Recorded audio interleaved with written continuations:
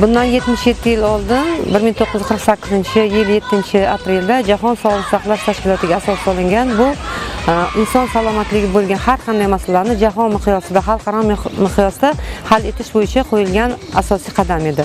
Hozirgi kunda Jahon Sog'liqni saqlash tashkilotiga 194 ta mamlakat a'zo bo'lgan bo'lib, O'zbekiston Respublikasi 1992-yil 28-mayda a'zo bo'lgan.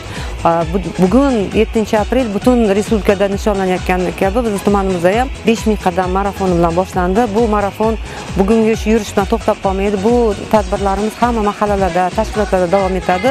Bu bilan nimaga erishamiz? Biz yurish bilan avvalo yurishni targ'ib qilishimiz, sog'lom turmushlarga rioya qilishimiz, aholi salomatligini yaxshilash, umrini uzaytirishga juda katta qadam qo'ygan bo'lamiz. Mana bugun 5000 qadam marafoniga tibbiyot birlashmasi boshchiligida biz ham nuroniylar ishtirok etdik. Biz o'z minnatdorchiligimizni bildiramiz tibbiyot birlashmasiga.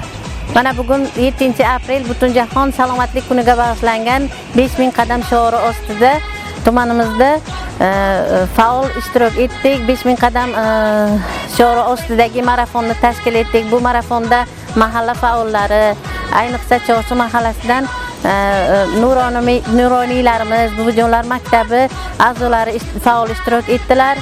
Bu 5000 qadam shiori ostida tashkil etilgan marafonning asosiy maqsadi aholini sog'lom turmush tarziga bo'lgan faolligini oshirish. Maqsadimiz aholini sog'lom turmush tarziga o'rgatib, uzoq va farovon umr ko'rishiga erishishdan iborat.